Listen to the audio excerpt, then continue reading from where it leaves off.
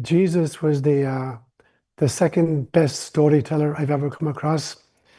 The first place goes to my grandfather, Daddy Jim. So here's a story that Jesus told.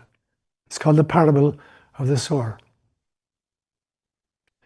That same day, Jesus went out of the house and sat by the lake. Such a large crowd gathered round him that he got into a boat and sat in it, while all the people stood on the shore. He told them many things in parables, saying, a farmer went out to sow his seed, and as he was scattering the seed, some fell on the path, and the birds came and ate it up. Some fell on rocky places where it didn't have much soil. It sprang up quickly because the soil was shallow, but when the sun came up, the plants were scorched and withered because they had no root. Other seed fell among thorns, which grew up and choked the plants. Still other seed fell on good soil, where it produced a crop, 100, 60, or 30 times what was sown. Whoever has ears to hear, let them listen. These are words inspired by God. So as you know, I typically take a theme for a month, and then the first Sunday and the second Sunday I develop the theme, and on the third Sunday I do a recap and a Q&A, and on the fourth Sunday a member of the community is in charge of the Mass and the homily. But today is the fifth Sunday, and so on the fifth Sunday I do what I call a one and done, a single homily.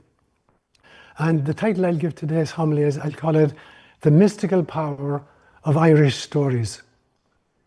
Many, many years ago I invented a new word. I called it Mythish, and for me Mythish is sacred wisdom articulated in story form, because the most important kind of wisdom can only be embedded in stories.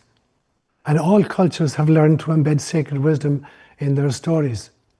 And so today what I want to do, I'm going to weave together a few stories from my own Irish form of Mythish, and I'm going to play along with it and ask you to play with it any way you want. And again, I want to differentiate, as I've done many times before, between knowledge and wisdom. Knowledge is data that are generated by the sensorium and processed by the brain, whereas wisdom is data that are generated by the soul and processed by the heart. And so stories are never about information, but rather about transformation. And Jesus, I believe, never explained his stories. You know, when Jesus tells a parable, and in the Gospel we find out he interprets it immediately. He didn't do that. A great storyteller does not do that. He allows the hearers to gain their own personal insight. That comes much later. It would be the equivalent of like posing a riddle to an audience and then immediately revealing the answer. That's not how great storytellers work. A great storyteller gives you a surfboard and shows you the wave, but it's up to you to surf it. A great storyteller gives you paints and brushes and a canvas, but you have to create the picture on the canvas. And so I want you to hold that in mind as you listen to the story today. And I want to give you some kind of background to the stories I'm going to tell. And the first one is to tell you the locations out of which the stories emerge. And the first location is a place called Atlantis. And Atlantis allegedly was a great island in the middle of the Atlantic that had very high spiritual and physical technologies. But it got destroyed. And so post-destruction, I believe that it split into two kinds, and I call them the ruptured Atlantis and the raptured Atlantis. So the raptured Atlantis is for people, those souls who continue to exist in an underwater, non-physical energy state. And in Gaelic, we have a term for that. We call it Tír Fáthán, which means the land under the ocean. And we also call it Tír na nÓg, which means the land of the ever young.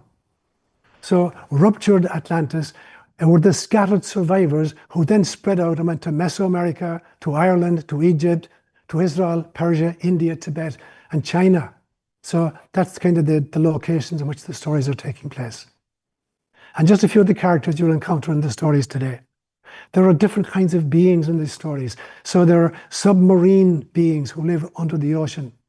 There are subterranean beings who live under the earth. There are terrestrial beings who live on the earth. There are extraterrestrial entities which live off the earth. And there are extra-dimensional beings who are in totally different dimensions. together with a kind of a sprinkling of elementals and fairy folk. And so among the Atlanteans, one of the characters you'll meet this morning is called ÓIsín. She's a member of this submarine society that entered to form, what I call it, the raptured Atlantis, a totally different dimension of Atlantis. And Níomh literally means Niamh of the golden hair. You'll meet a group called the Tuatha De Danann, and these were refugees from Atlantis, who came to Ireland. And they were afterwards they were defeated by the Celts at two famous battles in a place called Moytura in County Sligo in Ireland, and they were forced to live below the ground. And when I was a kid, we called these the good people, or the little people, or in Gaelic we call them the Oisín, the fairy host. And two of the characters you'll meet this morning, one of them is called Saiv, and the other is an evil druid. Another group you're going to meet this morning are the Celts, especially a guy called Fionn Mac Cumhaill. Fionn literally means blonde or fair-haired. Mac Cumhaill means the son of Cumhaill. And then you're going to meet somebody of mixed race, a guy called Oisín, who was the son of Saiv and Fionn, the son of a fairy woman and a human being. And the background to the story before I begin was that, as I said, Atlantis had two kinds of technology. I call them the technology of cultural self-transcendence, extraordinary mystical abilities. Also, unfortunately, they had a technology of cultural self-destruction, which was the end of Atlantis. And so you had a catastrophe that happened about 50,000 years ago that led to this bifurcation point that I'm going to call the ruptured continent because of this geological shift of the poles, and then the raptured continent that shifted into a totally different frequency. And that possibly is the future of our planet right now, as we're birthing a new version that I call Homo Spiritualis. Now, refugees escaped geophysically, and they spread throughout the world, assisting more primitive peoples with education, agriculture, medicine, trade, etc. And they came to Ireland as the Tuatha De Danann, or the people of the goddess Dana. And then you have the Celts who came later, and they occupied Ireland above the ground, and in a subterranean civilization, the Tuatha De Danann lived under the ground. Now, very, very often, these fairy folk, they needed to mix their genes, like, for instance, modern extraterrestrials are attempting to do with human beings. And so one of the greatest insults you could be given as a child, if somebody said to you, you shifra, a shifra was a changeling, because the fairies occasionally would come and take a human baby and substitute a look-alike, but the look-alike would be really croita, really upset constantly. So if somebody called you a shifra, they were calling you a changeling. So the stories then have to do with what I'm going to call trans-medium travelers. Those who can navigate and live in space, in the atmosphere, under the earth, upon the earth, under the oceans. So we got submarine civilizations, subterranean civilizations, terrestrial, extraterrestrial, and extra-dimensional. So keep that in your mind as I tell you the stories. So here we go. Part one of the story. Fionn Mac Cumhaill. Around the time of Christ, a band of warriors lived in Ireland, and they were called the Fianna, and their job was to defend Ireland against foreign invaders on behalf of the High King, who lived in a place called Tara in County Meath. Otherwise, when they were not dealing with foreign invaders, they loved to fish and to hunt. And at that stage, Ireland was full of stags and wild boars and wolves, and they had these huge big Irish wolfhounds that are as big as a small donkey. And at that stage, Ireland was covered in forests. And the greatest leader of this group was a guy called Fionn Mac Cumhaill. Fionn, as I said, meaning fair-haired or blonde, the son of Cumhaill. And as a youth, part of his apprenticeship was to a wise philosopher whose name was Finnegas. And for 7 years, Finnegas had been trying to catch Fintan, the salmon of knowledge, who lived in a lake which was fed by hazelnuts of knowledge. And these hazelnuts fell into the lake and were eaten by this fish, this salmon. And the belief system was that whoever could capture this salmon and eat this salmon would acquire all of his wisdom and all of his knowledge. So for years and years and years, Finnegas was trying to catch this fish, and there was no way he could catch it. And then suddenly, at one stage, it seemed as if the fish gave up and allowed himself to be caught. And so Finnegas pulls him out of the water, and he's exhausted, and he wants to cook it and eat it. So he gives it to Fionn Mac Cumhaill, and he says, I want you to cook this on a spit, but under no circumstances are you to eat it. So he goes to sleep. And Seán is cooking this on the spit. And at one stage, he's turning over the spit and he burns his thumb and he stuck his thumb in his mouth, sucked in it. And the philosopher woke up and he took one look at Seán and he said, "You ate it, didn't you?" And she said, no, I didn't eat it. I burned my thumb when I was turning it over. I just sucked my tongue. And the philosopher says, "You may as well eat the rest of it because it's all yours at this stage. All the wisdom is yours." So in Gaelic, we differentiate between the fingers and the hand. This one we call Méir an Eolas, which means the finger of knowledge. So if somebody says to you, "What's the road to Cork?" you're going to point with that. So it's the finger of knowledge. But we have another word for this one. We call it Méir Fasa, which means the finger of wisdom. And as I said, there's a big difference between wisdom and knowledge.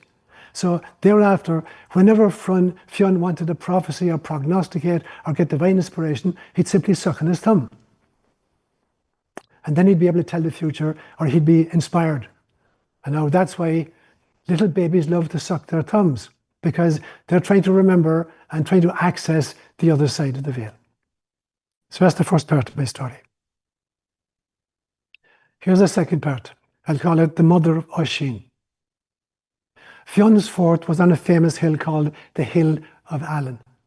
And they loved to hunt when they were not getting rid of foreign invaders. So one evening, at the end of a hunt, the dogs startled this beautiful fawn and start giving chase. But Seán had two wolfhounds called Bran and Sceolan. And Bran and Sceolan actually were half fairy and half kind of human canines.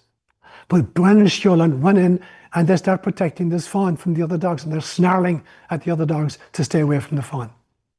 And the strange thing happened that this fawn ran straight towards Finn's castle and right in through the gates of Finn's castle. So Finn was amazed, realizing there was something really important happening here. So during the evening banquet, where all the warriors are sitting on the banquet tables, the fawn is on one of the tables at Finn's feet, resting and being protected, with Bran and Sceolan making sure that any of the dogs didn't interfere with her. So Seán goes to bed that night, and in the middle of the night he wakes up and there's this extraordinary light in his room, and there's the most beautiful maiden he's ever seen in his entire life. And she reveals her identity. She says, "My name is Saive. I'm a woman of the fairy folk. And I had been turned into a deer by an evil druid for refusing to marry him.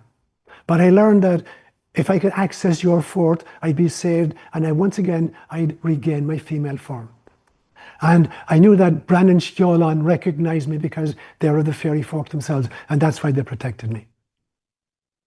So as you can imagine, Seán and Saive fell madly in love with each other, and shortly thereafter they get married.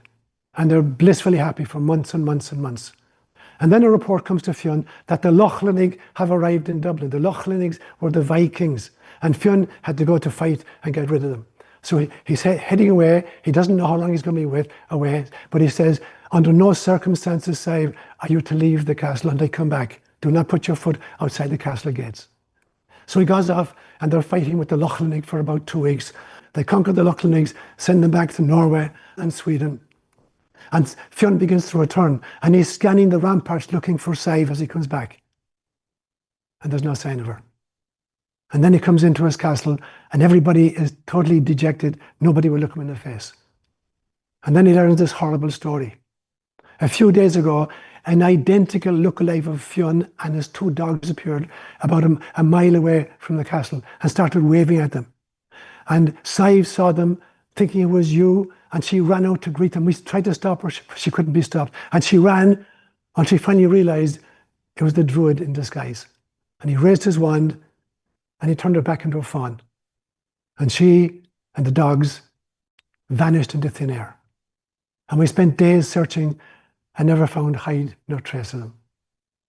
So as you can imagine, Seán assembled his warriors, and they searched the 4 provinces of Ireland for many, many months and never found her.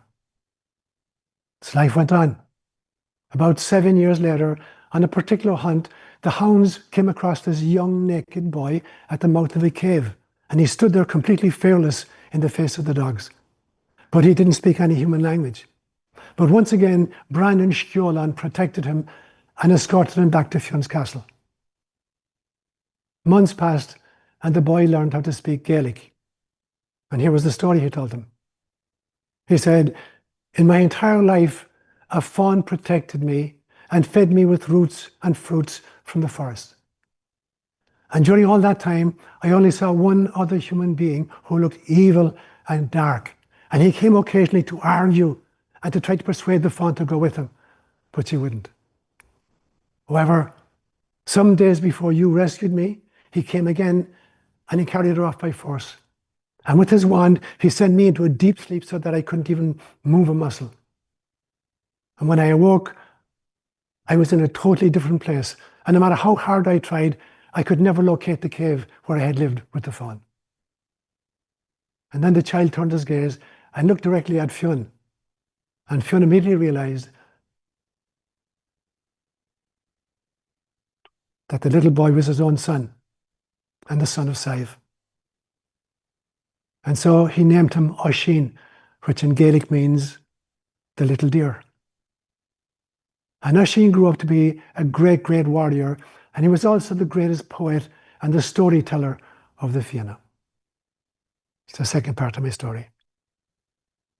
The third part of my story I'll call Niamh Cín Óir, and it means Niamh of the golden hair. So many, many years later, now Oisín is grown, and the Fianna are hunting near Killarney in County Kerry. And it's early in the morning, and there's a mystical mist covering the glens and the lakes around Killarney. And the rising sun is sending shafts of golden light that turn the lakes into twinkling jewels. And then they notice there's a small cloud starting to drift up the valley towards them. And it's split into two pieces, and they saw a milk-white horse and a rider clad in scarlet with gold trim. And they realized as it came closer that it was a maiden of great beauty, with a crown of pure gold on her head, and even the bridle in her hands was studded with glittering precious stones. And to use an Irish phrase, the entire group was gobsmacked. They couldn't believe what they were seeing. And she rode up and she addressed Fionn and she said, I am Niamh Cín Óir, Niamh of the golden hair. I am the daughter of the king of Tír Nonog, the land of the ever young. And I have come from Tír Fáthán, the kingdom under the ocean, for the love of your son Oisín, the poet and the music maker of the Fianna. And then she turned to Oisín and asked if he would go with her and be her Anamachara, her beloved. And of course he agreed. So Oisín took his sorrowful farewell of his father and his comrades, and he mounted the horse behind Niamh, and they galloped off into the mist. And when the horse reached the Atlantic, he galloped over it, and then he plunged into its depths, where they entered a land of golden light, a land of rainbows and sunshine, of castles and mansions and cities paved with marble and gold. And then the crowds came on foot and on horseback to welcome them and escort them to the parents, to Niamh's parents, the king and the queen of Tír Nonog. And the king said to him, welcome Oisín, son of Fionn. Welcome to the land where we honour poets, where there is neither age, nor sorrow, nor death. Take Niamh as your bride forever and speak poems of love and life, of beauty and of youth that never grows old. And so they were wed. And I'm sure you're thinking, I hope they lived happily ever after. So let me tell you the final part of the story. It's the return of Oisín. They lived in utter bliss for 3 years, and then Oisín longed to visit Ireland and his father and his fellow warriors. It even began to appear regularly in his dreams. And he would ask Niamh, please allow me to go back and just greet my folk, and I'll come straight back to you. And Niamh was completely against it. She tried and tried and tried, but eventually she said, okay, I let you go, but there are 2 conditions. The first condition is you have to take my white horse, who knows the way there and back. And the second condition is when you reach Ireland, you must never dismount or never allow your foot to touch the soil of Erin. So Oisín agreed. So with a light heart he set out, retracing his steps, which the horse knew really, really well. And he reached the shores of Ireland, on a beautiful May morning, and he scanned the hills and the valleys, the streams and the lakes and the woodlands. But all he saw were strange buildings, not made of wood, but of stone. And the people he encountered looked small and churlish. And they in turn marveled at this giant on horseback and his wonderful attire and that of his steed. They shouted out to each other, "Come and see one of the gods of old, now coming to visit the earth again." So he asked the leader if he knew where Fionn and the Fianna were hunting today. And the leader sneered, and he said to him, "The Fianna has been gone for 300 years. But he thought this was crazy. So he spurred his horse and he started heading towards the Hill of Allen, to the fort of Fionn McCool. And when he arrived, he saw only ruins pockmarked with weeds and nettles and dock leaves and the squawking of crows and ravens. So once again, he spurred his milk-white steed and galloped toward the Hill of Tara, the seat of the High King of Ireland. And on the way, he came across a group of people that looked like midgets to him, and they were vainly attempting to prise a slab of concrete out of the ground, and they were unable to do it. And he was amazed at how weak they were. So he bent down from his horse, got his hand onto the slab, ripped it out of the ground, plucked it out, and sent it bounding down the hillside. Alas, the sudden effort snapped the belly band on the horse. The saddle slid off, and Oisín tumbled to the ground. And as soon as he touched the soil, this noble young warrior changed into a miserably aged old man whose beard and hair were white and matted, and his arms bony and fleshless as a skeleton. Gone too were the royal purple mantle and the golden bordered red silk tunic. As for his steed, all that was left of him was a wisp of mist floating away over the brow of the hill. So Oisín became a mortal once more. He would never see his father again. He would never see his warrior friends again. And he would never see his beloved Niamh Chin Óir again. So that's my story for you. Now I want you to unpack it for yourself. Those who unpack this story literally will smirk. Those who unpack this story symbolically will smile. And those who unpack this story mystically will be transformed. Good mil Margav.